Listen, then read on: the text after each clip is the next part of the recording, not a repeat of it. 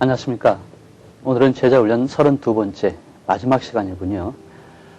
우리가 주님을 따라 사는 삶을 살 때 어떤 모습이 필요할까? 로마서 12장 2절 말씀에 보면 주님의 뜻을 분별하는 삶을 살아야 되거든요.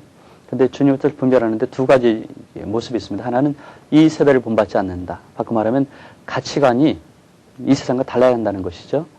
그 다음에 두 번째로는 마음을 새롭게 변화해서 주님이 원하시는 삶을 산다. 이 두 가지가 하나님 뜻을 이루는 성도의 삶이 될 줄 압니다. 그래서 우리가 첫 번째 이 세대를 본받지 않는다는 것은 로마서 1장 28절에 있는 말씀처럼 마음속에 하나님을 두지 않았을 때 나타나는 현상이 있거든요. 그건 가치관 문제죠. 그래서 제자훈련의 아주 중요한 한 요소로서 주제를 잡았습니다. 그 뭐냐면 문화라고 하는 것이죠. 그리고 문화를 가장 강력하게 표현해 주는 것은 TV입니다. 그래서 오늘은 TV 시청을 통해서 어떻게 제자의 삶을 살아갈 것인가 하는 얘기를 하도록 하죠. 요사이 많이 나오는 얘기 있습니다. 몸짱, 얼짱 나오는데 특별히 이효리의 하루라는 그런 얘기 있습니다. 2001년도에 비슷한 게 있었어요. 이영애의 하루. 왜냐하면 CF가 모두 6개가 있는데 보면은 8개가 있는데 거기에 이영희가 나온다는 거죠. 이효리의 하루는 16개로 늘어났습니다. 아침, 점심, 저녁 편인데 한번 볼까요? 아침 편에는 본 에이스 침대에서 잠을 깬 이효리가 비오템 화장품으로 화장을 한 뒤 FRJ 가을 신상품으로 코디하고 집을 나섭니다. 이때 선글라스는 미리 롯데 쇼핑몰 영마트에서 주문한 것으로 되고요. 아침살을 걸러서 출출한 그녀는 델몬트 망고 주스를 비롯해서 롯데상광 돼지바, 그 다음에 혜태자가 내 몸에 플러스 888을 챙깁니다. 점심에는 삼성 애니콜을 가지고 친구들과 수다를 떨고요. 초콜릿 도브를 먹고 PC방을 찾아갑니다. 그래서 라그나로크 게임에 푹 빠지죠. 이 자리는 얼마 전에 애완 전문 쇼핑몰 주주시티에서 주문한 애완견도 데리고 갑니다. 저녁은 SK 앵커링 보너스 카드에 가입하고요. 이후 술자리에 참석 안 하는데 평소는 하이트 맥주를 즐기지만은 오늘은 특별히 산사춘을 마십니다. 그리고 술자리가 끝나고 나면 마티즈를 타고 집에 도착합니다. 이게 이효리의 하루 16개의 방송이 CF가 나오게 되는 거죠. 강력한 영향을 주는 것, 방송이라 생각하게 됩니다. 그래서 우리 청소년들은 어떨까 하는 생각을 가져보면서 몇 가지 살펴볼까요? 먼저 문화라고 하는 것입니다. 문화에서 많은 정의를 해줄 수 있는데 인류학자들은 그러죠. 문화는 인간 삶의 유형이다. 그래서 라이프 스타일 그렇게 말하죠. 각각 자기 몸에 배어있는 모습들이 있습니다. 그래서 문화는 뭐냐면 자기를 만든다. 자기를 표현한다. 그렇게 표현할 수 있겠어요. 예를 들어 저는 한복을 잘 입지 않습니다. 왜냐하면 평소에 한복을 입지 않았습니까? 그래서 저는 주로 양복을 입게 되는데 이게 저를 표현해주는 모습이죠. 제 옷을 보고 사람들은 저 사람 이런 사람일 거야 라고 생각하거든요. 그래서 무엇인가 자기를 만들어내는 과정 속에 영향을 받고 자기를 표현할 수 있죠. 하지만 더 나아가서 하시다면 영향을 미친다는 것도 표현되겠어요.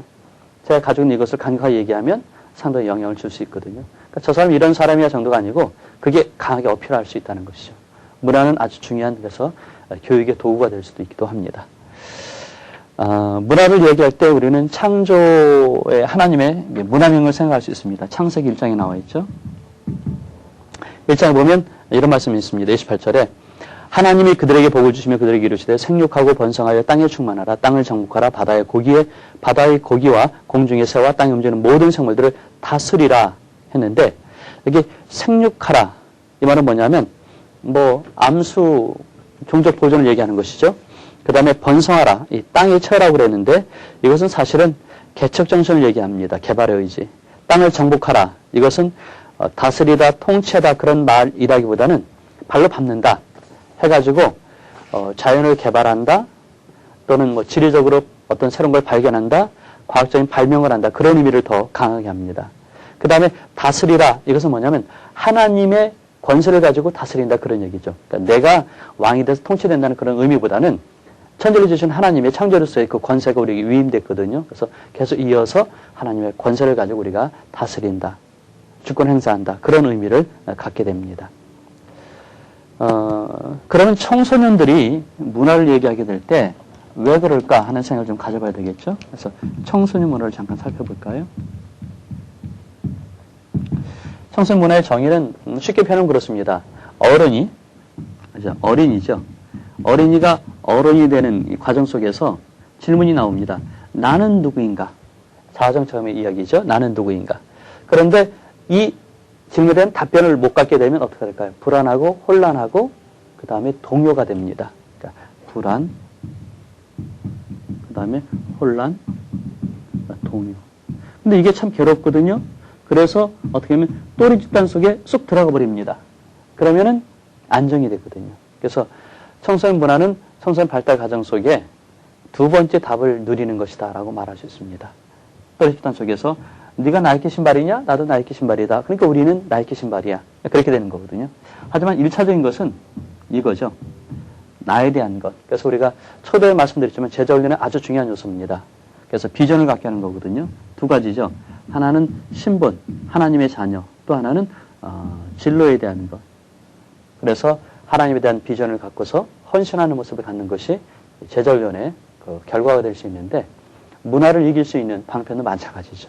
그래서 또래 집단의 문화에 대한 대응하는 방법 중에 적극적으로는 이렇게 하는 것이고 그 다음에 소극적으로는 문화를 어떻게 대응할까 하는 생각을 가져와야 되는데 오늘은 소극적인 부분을 한번 다뤄보도록 그렇게 하겠습니다. 청소년 문화에는 이제 몇 가지 내용들이 있을 수 있는데 청소년기는 사실은 옛날에는 없었어요. 하지만 이제 점점 청소년기가 1318, 뭐 그 앞에도 있죠. 우리나라 청소년보호육성법에 따르면 8세에서 20세까지가 되는데 24세까지도 보기도 하고 그 긴 시간 준비하는 기간이 있기 때문에 나름대로 문화가 형성된다는 것이거든요. 또 인구가 많아져 가죠. 그래서 지금은 중고등학생들은 약 600만 명, 그러니까 초등학생까지 생각하고 그러면 1300만 명이 있기 때문에 청소년 문화라는 것이 만들어질 수밖에 없다는 것이죠. 그 다음에 또 한 가지는 이 시골에서 도시로 집중이 되거나 매스컴이 영향을 주기 때문에 그 트렌드라고 얘기할까요? 어떤 경향들을 만들어낸다는 것이죠. 그런 면에서 청소년 문화가 중요할 수밖에 없습니다. 그럼 청소년 문화의 어떤 강점은 이 특징을 갖느냐 하면 독립심을 갖게 한다는 겁니다. 그래서 나는 누구인가 해서 자기를 독립해 나가죠. 여기에서 이제 문제가 되는 게 반항적이죠. 반항. 우리가 하는데 왜 당신이 간섭하냐? 너 왜 담배 피우니? 어른들 왜 담배 피워요? 하고 청소년들은 얘기하거든요. 우리 똑같지 않느냐? 반항이죠. 그것은 독립심에서 오는 것이거든요. 두 번째로는 청소년기에 퇴행이라는 게 있습니다. 잘 성장하다 잠시 주춤하는 그런 시기가 있는데 보통 고2를 얘기할 수 있는데 잘 나가다가 주춤 또 나가고 그러는데 그때 잠시 사회에 야합을 하게 되죠. 그래서 청소년 문화의 실질적인 해결책은 어른 문화가 밝으면 돼요.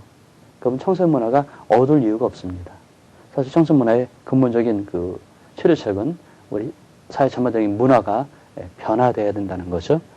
그 다음에 세 번째로는 또래 집단을 갖게 되니까 어떤 영웅심, 영웅숭배가 있거든요. 그래서 여기선 맹목성이라는 게 있습니다. 맹목성. 뭐 우리 짱이 하자. 그럼 이제 그걸 따라서 하는데 왜 하느냐? 그냥 하는 거예요. 네가 하니까 나도 한다. 그래서 맹목적일 때 여기에다가 이제 목적을 부여해주는 것이 필요하죠. 그 다음에 네 번째로는 소외라는 게 있습니다. 소외.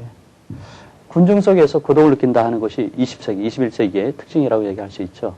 그래서 특별히 청소년들은 가정과 학교와 사회에서 소외되기가 참 쉽습니다. 그때 나타나는 현상이 뭐냐면 아노미 현상이죠. 뭐냐면 놈, 규범, 규범이 없다. 무규범이라고 그러죠. 무규범. 근데 무규범은 뭐냐면 몰라서가 아닙니다. 알고 있지만 무시해버리는 거죠. 예를 들어 길을 건너갈 때 건널목이 저쪽에 있다. 사람이 있나 없나 보고 그냥 쪼르르 건너가죠. 이건 사람이 안 보니까 건너갈 수 있다. 근데 자기에 대해서 엄격한 사람은 그게 안 됩니다. 자기 존중하는 사람, 자기의 가치에 대해 인정하는 사람은 사람이 보든 안 보든 자기 신념이 있잖아요. 건너가지 않죠. 그래서 규범이 없다는 것은 남들에게 인정을 받지 못한다는 것과 연관이 됩니다. 사랑을 받으면 해결이 될 수 있죠. 자, 청소년 문화 이런 특성을 보면서 우리가 오늘은 특별히 TV에 대해서 생각을 해보도록 그렇게 하죠.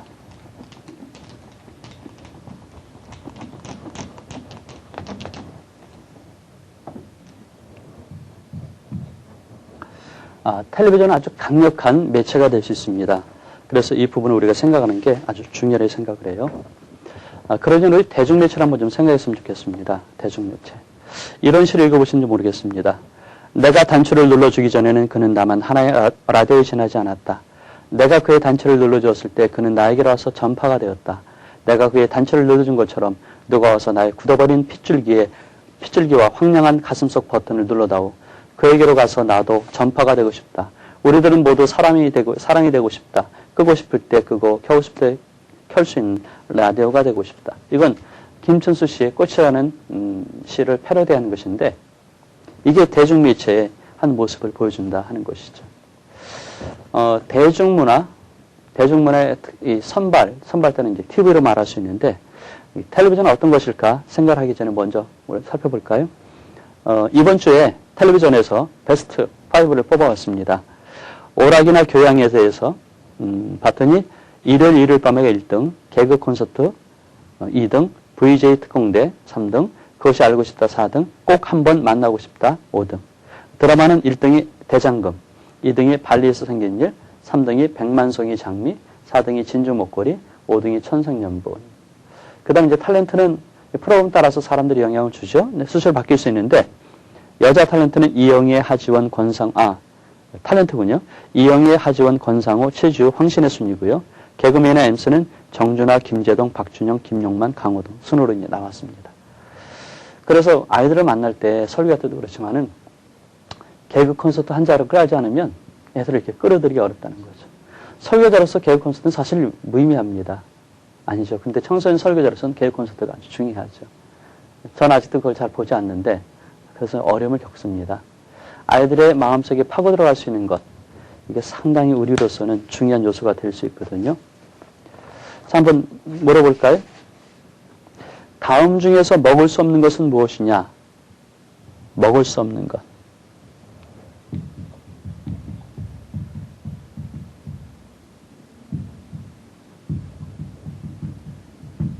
뭐죠? 밥, 떡, 똥, 술. 먹을 수 없는 것. 이걸까요? 먹을 수 있죠? 이걸까요? 이걸까요? 답이 뭡니까? 답은 술입니다. 여기서 두 가지 사실을 우리가 볼 수 있는데, 똥은 먹을 수 없다고 얘기하는데 그렇지 않아요. 돼지가 먹을 수도 있고, 제주도에 가면. 그래서 제주도 돼지는 흑색이 있잖아요. 재래종들은 똥을 먹고 자라서 맛이 있다고 얘기를 합니다. 명창, 얼마 전에 돌아가신 명창 박동진 씨도 장로님이신가요? 그분도 이 목을 트기 위해서 사람의 인분을 먹었다는 얘기도 있습니다. 물론 약으로 먹는 경우도 있습니다. 그래서 이거 먹을 수 있거든요. 자, 이건 왜 먹을 수 없죠? 이건 마시는 거잖아요. 마시는 거. 그래서 우리가 두 가지를 볼 수 있습니다. 사람들이 감각적입니다. 그래서 지성적인 것보다는 지성에 대해서 감각적에서 이야기 중심이라는 것이죠. 이야기 중심. 그 다음에 또 한 가지는 자기 중심적입니다. 그래서 뭐라 그럴까? 성향적인 것보다는 문제성이 나도 똥을 안 먹으니까 남도 안 먹을 것이다. 이렇게 얘기하는 것. 이게 이제 문제가 될 수 있는 것이죠. 그래서 감각 중심일 때 이것을 지성으로 옮겨주는 것. 그 다음에 자기 중심일 때 이게 성경적인 가치관을 옮기는 것. 이게 우리가 해야 할 일이 될 수 있습니다. 텔레비전에서 우리가 생각할 수 있는 몇 가지 일들이 있겠죠. 이건 학생들하고 얘기하게 될 때 마인드맵을 그려보면서 해나가면 아주 쉬울 수 있습니다. 긍정적인 것, 부정적인 것. 아이들이 잘 쓸 수 있어요. 자, 긍정적인 거 하나 해볼까요? 긍정적인 거. 첫째, 오락의 기능이 있다. 재밌잖아요? 사실은 심신의 피로를 풀 수 있는 것 중에 하나가 이런 기능이죠. 그냥 개그 콘서트 보고 와하하 웃는 거, 뭐 괜찮은 것 같아요. 그래서 우리 신체의 피곤을, 그 다음에 정신적인 피곤을 릴렉스 할 수 있다면 좋을 수 있겠죠. 그 다음에 교육적인 기능도 있죠. 교육적인 기능. 그래서 뭐랄까 어떤 주제로 무엇을 가르칠까 할 때 이게 상당히 중요한 의미가 됩니다. 도전을 주고 생각을 하게 되죠. 이게 영상 언어는 특별히 더 이런 것을 가능하게 하죠. 그 다음에 더 나아간 다음에 교화.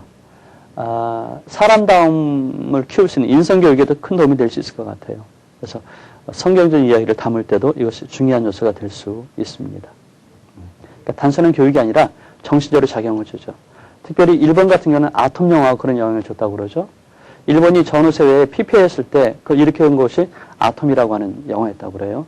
원래 이 아톰 영화를 만든 사람이 의사였었는데 의사가 사람을 이렇게 고쳐주는 작은 일을 하지만 우리가 전체 일본인들을 위해서 내가 무엇을 할 것인가 해가지고 작은 것이 아름답다 하는 개념을 심어줘서 지금은 전후 이후에 작은 것에 대해서는 일본이 선두주자가 되죠. 아톰. 상당히 영향을 크게 끼쳤습니다. 그 다음에 부정적인 것을 본다면 이런 것을 보여주는데 그 중에 하나가 요술거울입니다. 나도 할 수 있다. 그런 것이죠. 사실이라는 것을 사실처럼 보게 해주는 것. 이게 영상 매체의 아주 강점입니다. TV도 그렇고 영화도 그렇죠. 그 다음에 또 한 가지는 동일시 현상. 그래서 착각을 해가지고 따라하게 만든다는 겁니다. 저절로. 그 다음에 또 한 가지는 고정관념.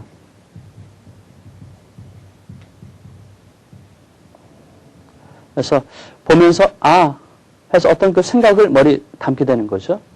물론 여기 이제 그 창문의 효과 가운데 하나가 뭐라고 그럴까요? 그 텔레비에 나오는 것만 보게 하고 나머지를 못 보게 한다. 뭐 그런 것도 있을 수 있겠습니다. 아무튼 TV는 긍정적으로 영향을 주지만 부정적으로 영향을 줄 수 있거든요. 그런 의미에서 우리가 영상문에 대해서 조심을 할 필요가 있습니다. 그러면 그럼 어떻게 하는 것이 좋을까 하는 생각을 우리가 가져볼 수 있죠. 실제로 우리 학생들에게 필요한 것은 뭐냐. 이런 몇 가지가 있는데 21세기에 필요한 것. 우리 자녀들에게 또 학생들에게 필요한 것이 이런 9가지가 있습니다. 첫째, 남을 신뢰한다. 근데 텔레비전은 신뢰를 못하게 합니다. CF 보십시오. 얼마나 멋있어요? 근데 광고대로 되는 거 없잖아요. 신뢰를 망가뜨립니다. 사람들과 사귀어야 됩니다. 그런데 텔레비전을 보면 사람이 필요 없잖아요. 거기에 삶이 있고 웃음이 있고 즐거움이 있으니까 거기 폭 빠지면 사람이 필요 없죠. 그 다음에 세 번째, 감각기관과 신체 모두를 활용하는 일. 텔레비를 보면 편안합니다. 이렇게 앉아가지고 팝콘 먹으면서 과자 먹으면서 텔레 본다고요. 신체 활동을 최대한 이렇게 축소시킵니다. 특별히 안구 운동도 축소시킨다는 단점이 있어요.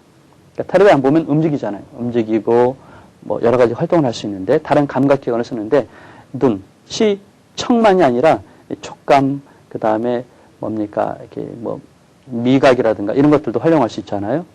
그 다음에 네 번째, 다른 여러 가지 호기심을 갖는 일이 필요한데 텔레비전에 나온 건 관심을 갖잖아요. 그러니까 움직이면서 새로운 환경에 가야 관심이 확대해야 되는데 텔레비전에 매달리게 되면 이걸 못한다는 거죠. 다섯 번째, 상상력을 배양을 해야 되는데 21세기 아주 중요한 것 중에 하나가 교육에도 그렇지만 상상력입니다. 그런데 텔레비전은 영상이기 때문에 상상을 제한해요. 뭐 그냥 다 보이니까. 그 다음에 여섯 번째, 놀이를 하는 일이 필요하죠. 우리 아이들에게는. 근데 움직이는 놀이를 안 하잖아요. 일곱 번째, 신체적인 기능을 발달시키는 일. 여덟 번째, 불안에서 해방되는 일. 근데 사실 텔레비는 불안하게 만들기도 합니다. 다음 뭐가 나올까 긴장하게 하기도 하고요. 아홉 번째, 적절한 기술을 습득해야 되는 것은 반복적인 노력이잖아요. 근데 가만히 앉아있으면 다 아는 것 같은데 모르죠. 보면 만들 수 있을 것 같은데 못 만들잖아요. 안 해보니까. 실습이 없으니까. 그래서 텔레비전에 이러한 9가지의 폐해라고 그럴까요? 우리 자녀들이 갖춰야 될 그런 모습들을 막게 합니다. 그래서 어떻게 할 것이냐? 두 가지죠. 아예 안 보게 한다. 텔레비전은 사탄의 전시장, 종합전시장에서 사탄이니까 빼자. 근데 사실은 긍정적인 기능들 생각하면 그렇게 말할 수는 없습니다. 그래서 텔레비전을 두 가지로 하죠. 하나는 시청 시간을 제한시킨다. 그다음에 두 번째는 모니터링을 한다 하는 것이죠. 그래서 오늘 제가 얘기하자는 것은 중요한 것이 시청 시간에 대한 자기 나름대로의 통제도 있지만 모니터를 한다는 것 필요할 것 같아요. 그래서 모니터할 때 몇 가지 우리가 볼 수 있는 것이 있는데 이런 9가지를 우리가 생각해 볼 수 있으면 좋을 것 같아요. 그러니까 첫째, 이게 현실과 공상을 구별하고 있느냐. 두 번째,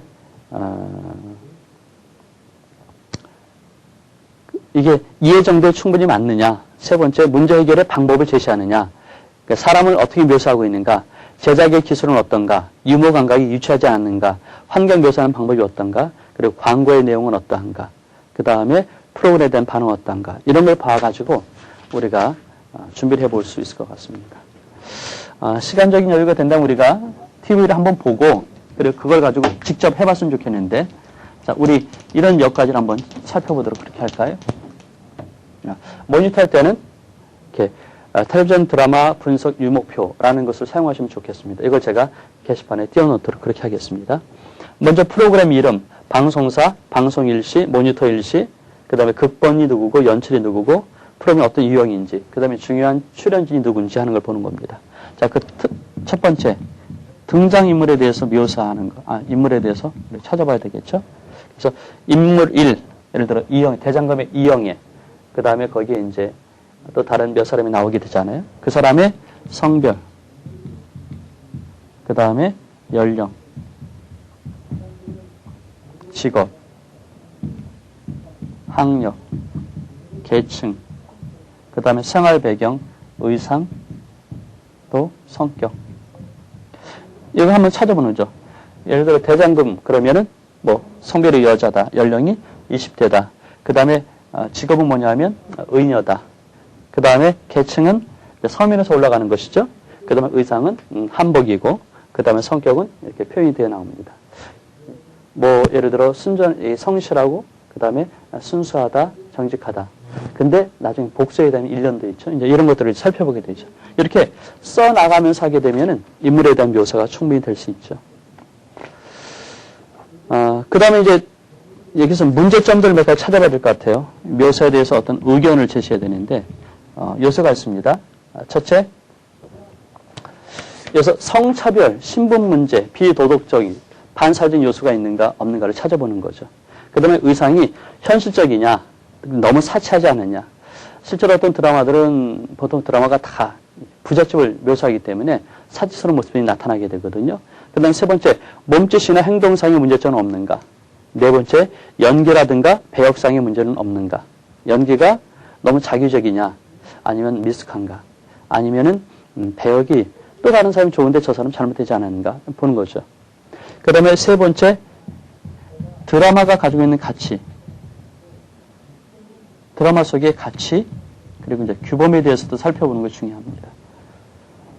그래서 목표를 내세우는 가치가 무엇이냐, 그러니까 심정적으로, 그러니까 정서적인 것이죠. 낭만적인 사랑, 정의, 행복, 애국심, 모험심 이런 것. 그 다음에 이제 이지적인 목표, 그래서 권력, 부, 자기 실현, 명예. 대부분의 영화들이 그 성에 대한 것들 얘기하면서 가치들이 주로 돈을 버는 것, 그 다음에 쾌락을 누리는 것, 그런 쪽으로 가거든요. 그 다음에 성격 규범. 그래서 특별히 어떤 성적인 규범. 그래서 순결을 얘기하느냐, 낙태, 이혼, 또 성에 대해서, 동성에 대해서 생각하는가 하는 것들을 볼 수 있겠죠. 그 다음에 결혼관.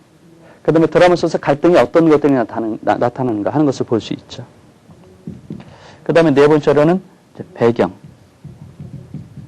그 다음에 다섯 번째로는 주제. 여섯 번째로는 이야기의 전개. 그리고 일곱 번째는 전체적인 평가. 그리고 여덟 번째 마지막으로는 분석자의 의견과 개선점. 이렇게 해서 하나의 프로그램을 보고 그다음 거기서 평가하는 게 참 중요합니다. 뭐 마찬가지로 영화 보기를 얘기하더라도 영화 여러분들 뭘 좋아하시죠? 국산을 좋아합니까? 외화를 좋아합니까? 뭐 좋습니다.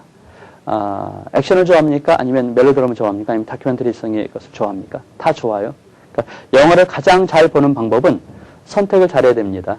시간과 그 다음에 이제 물질, 또 함께 보는 사람도 필요한데 정말 중요한 건 뭐냐면 영화를 보고 나서 이야기를 나누는 겁니다. 그래서 좋고 그리고 나쁘고 옳고 그르고 하는 것들을 얘기하는 것이 필요하거든요. 그래서 영화를 보기에도 그렇고 우리 텔레비를 볼 때도 그렇고 이런 유목표를 작성하는 훈련들이 필요하죠. 그래서 하나님 과연 원하시는 것이 무엇인가 하는 것들을 마지막 정리해 나가면서 우리가 부정적인 걸러내고 긍정적인 받아들이고 그리고 우리의 유익을 갖는 그런 노력들이 필요합니다. 문화는 가치관을 얘기합니다. 가치관은 하나님 향한 태도를 결정하거든요. 제자들의 긍정적인 모습은 뭐냐면 경건이죠. 하나님을 닮아가는 것. 어떻게 하면 하나님을 기쁘시게 할까? 하나님의 선하시고 기뻐하시고 온전하신 뜻이 무엇인가를 분별하는 것인데 그러려면 마음속에 하나님을 안 갖고 있는 사람들을 배척하고 그리고 주님 어떻게 하면 좋을까요? 물어보는 그런 모습이 필요하죠. 제자훈련의 아주 중요한 요체를 우리가 잊지 말았으면 좋겠습니다. 하나님의 선한 뜻을 분별하는 노력. 그게 우리의 가정생활, 학교생활, 사회생활 속에서 문화 속에서 잊혀져서는 안 된다 생각합니다. 나를 드리면 주님이 기뻐하십니다. 나를 드리면 하나님 나라가 흥할 수 있습니다. 나를 드려주면 하나님의 영광이 드러날 수 있죠. 드려지는 삶이 되는 우리의 삶이 되기를 원합니다. 자, 중요한 것은 우리 한마디 더 해야 되는데, 제자는 뭐죠? 제자는 태어나는 게 아니고 훈련을 통해서 만들어지는 것입니다.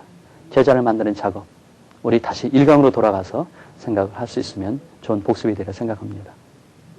나의 제자를 주님 앞에 드려지는 그런 남은 시간들이 되길 바랍니다. 이상으로 마치겠습니다.